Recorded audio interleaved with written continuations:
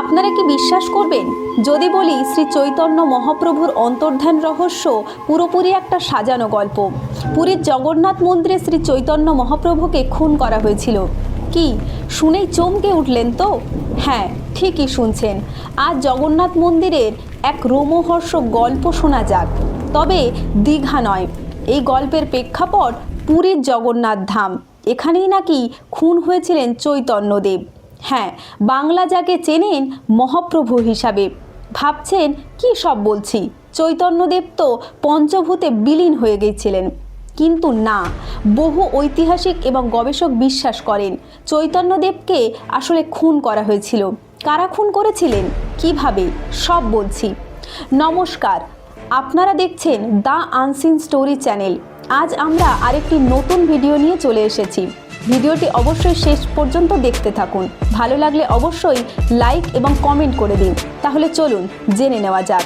সালটা তখন 1533। চৈতন্যদেবের জীবন শেষ 18 বছর তিনি কাটিয়েছিলেন পুরীতে। 1510 খ্রিস্টাব্দে তিনি পুরীতে আসেন।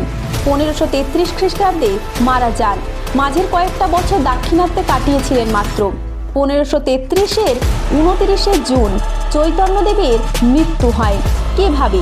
গান গাইতে গাইতে পুরীর জগন্নাথ মন্দিরে ঢুকেছিলেন নিমাই। আর সেই প্রথম আর শেষ মাত্র কয়েক ঘন্টার জন্য পুরীর জগন্নাথ মন্দিরের দরজা বন্ধ ছিল। তারপর চৈতন্যদেবকে আর পাওয়া যায়নি। ঐতিহাসিক দীনেশ সেন বৃহৎবঙ্গের বইতে সর্বপ্রথম চৈতন্যদেবকে হত্যা করা হয়েছে বলে দাবি করেন।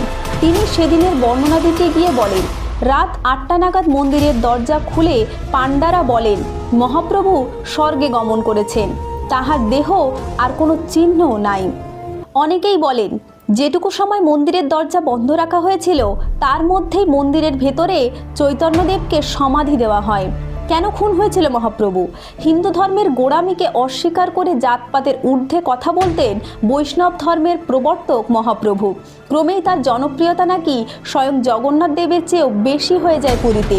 নিমাই এর বৈষ্ণব বিরোধী এই ধর্মবিশ্বাস নাকি ঢালভাবে নেমে পড়েছিল পাণ্ডাদের উপর। কারণ ভেদাভেদ না থাকলে, উঁচু নিচু না থাকলে রাজনীতিতে অসুবিধে, ধর্মীয়তাও তাই। এখানেই শেষ নয়।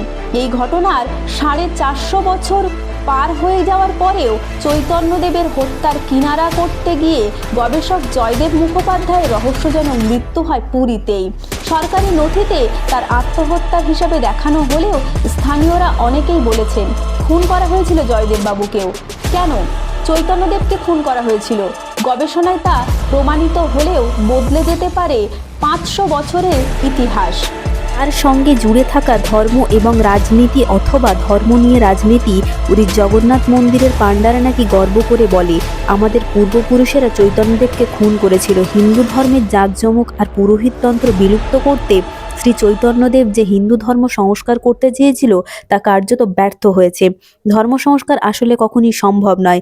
ধর্মকে যুগের সঙ্গে তাল মিলিয়ে পাল্টে ফেলাও বৃথা চেষ্টা। ধর্মকে ফেলে দিতে হয়, না হলে ধর্ম তাকেই ফেলে দিবে যে সংস্কারে হাত দেয়। ধর্মের ইতিহাসে ধর্ম সংস্কারকদের একে অপরের এই অপমৃত্যু ধর্মের প্রতিক্রিয়াশীল শক্তিকে প্রমাণিত করে। আপনার কি মতামত? চৈতন্য প্রভুর কি অন্তর্ধান হয়েছিল নাকি খুন করা হয়েছিল? কমেন্টে জানিও।